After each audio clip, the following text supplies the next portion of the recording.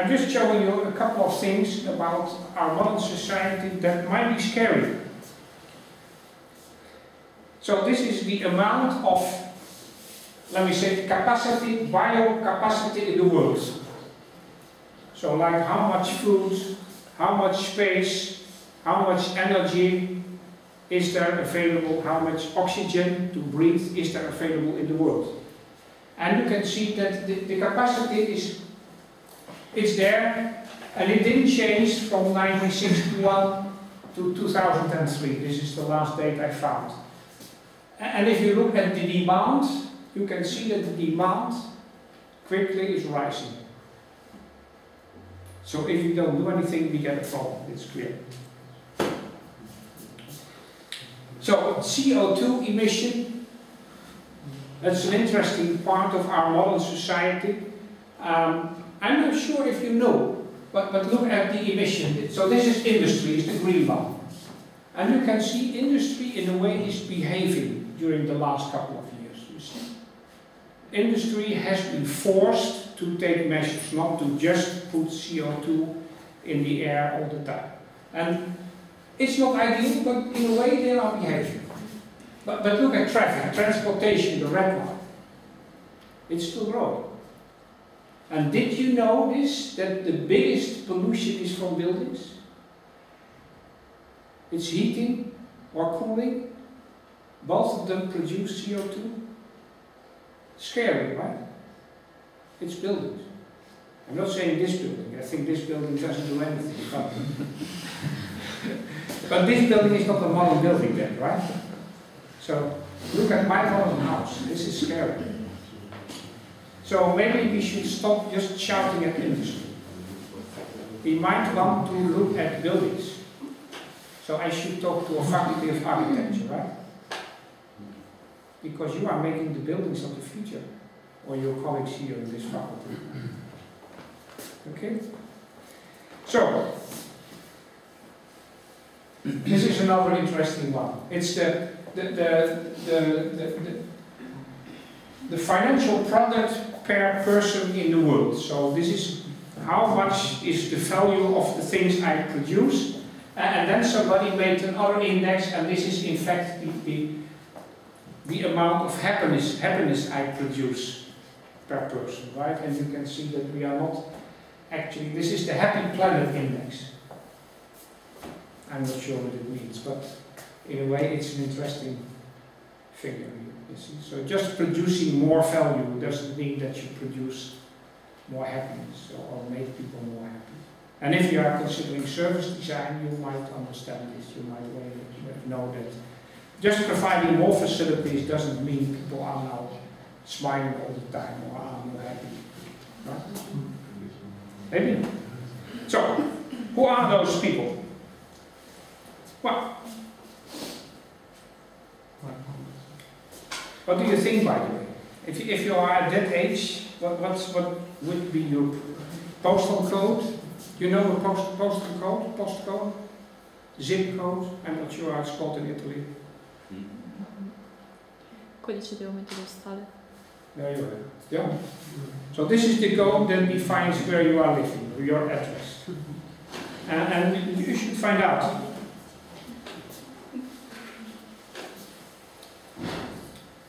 Maybe young people with 2 cars playing golf might have a different code. I cannot pronounce this one, but from the old or the very young, right?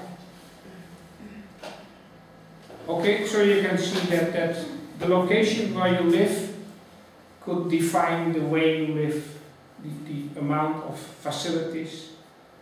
Happiness, maybe.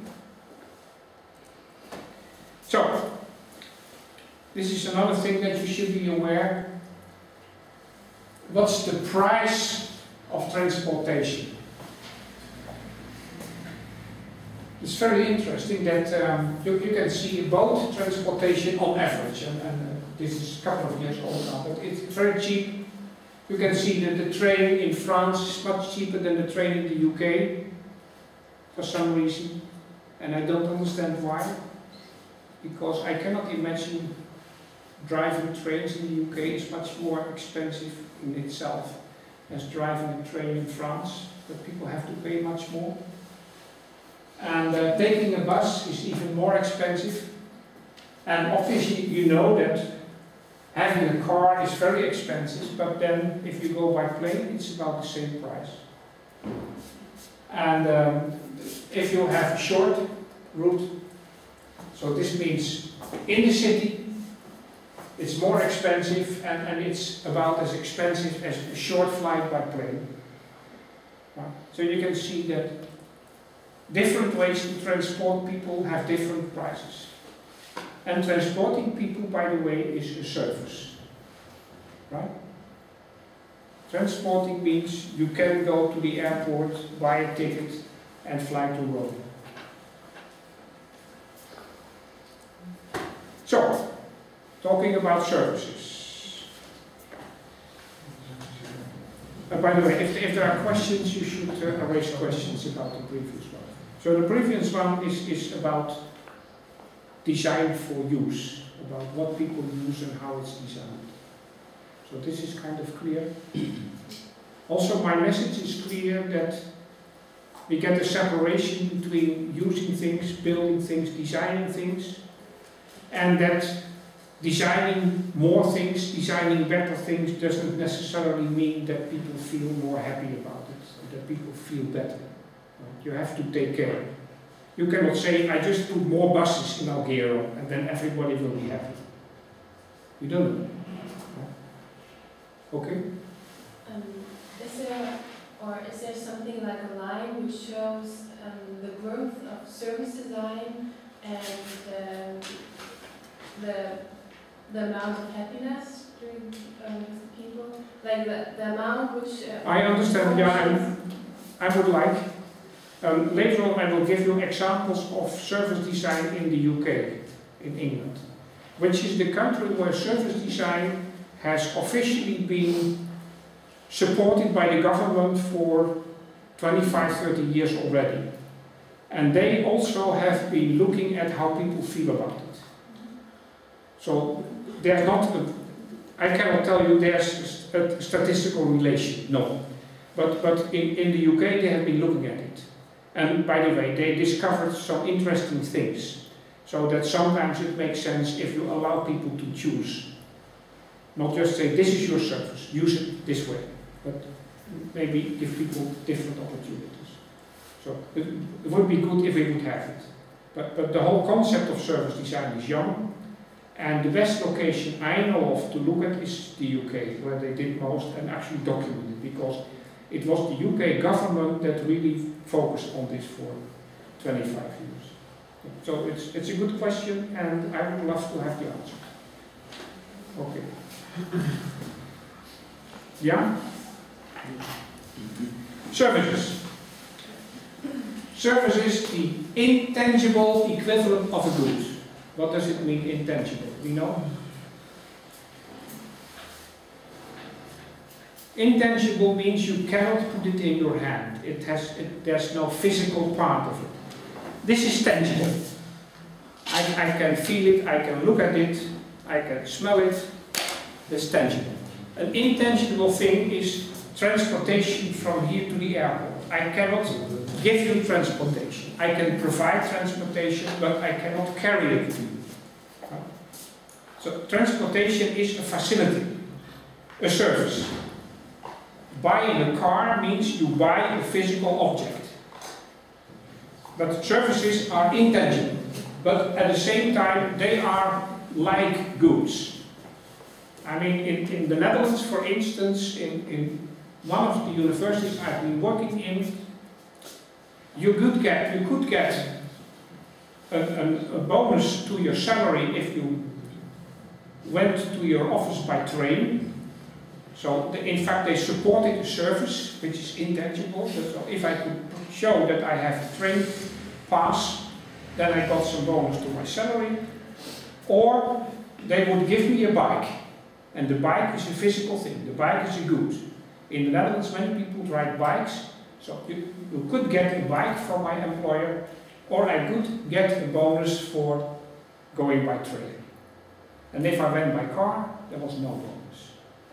Okay? So you could say the bike and the money for the train pass are the equivalents of each other. The bike is the good, the train pass is the service. Okay?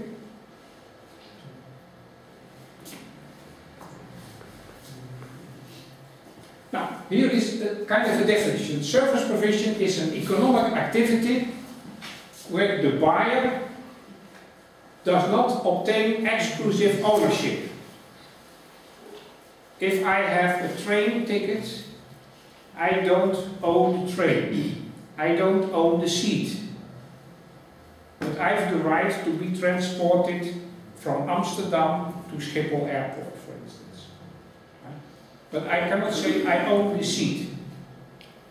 And if you applied for and got maybe paid for the service of being a student in Alghero, you don't own this seat, but you are allowed to attend class. Okay?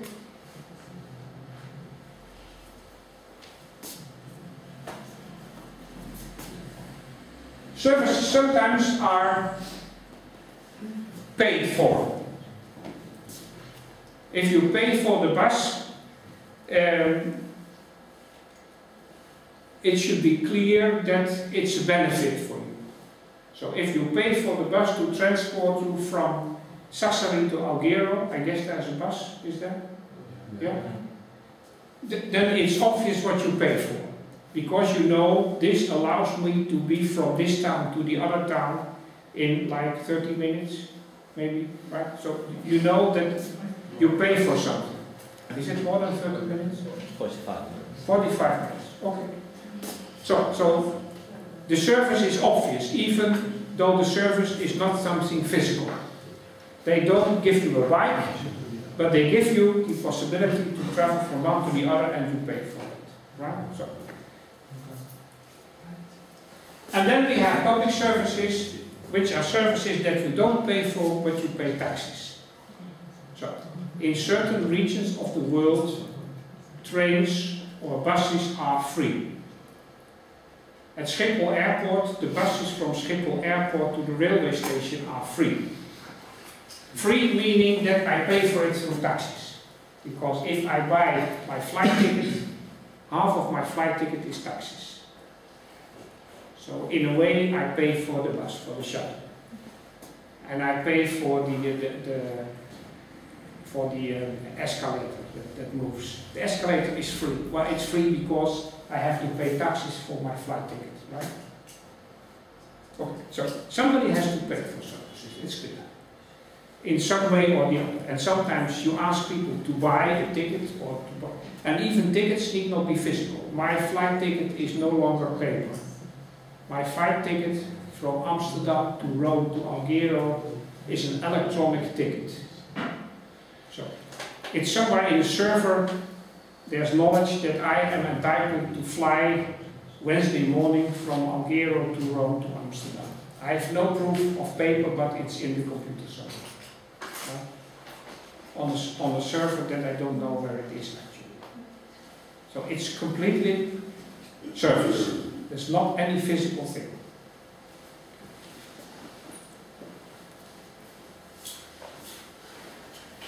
And service design is we now call the tertiary sector of our economy.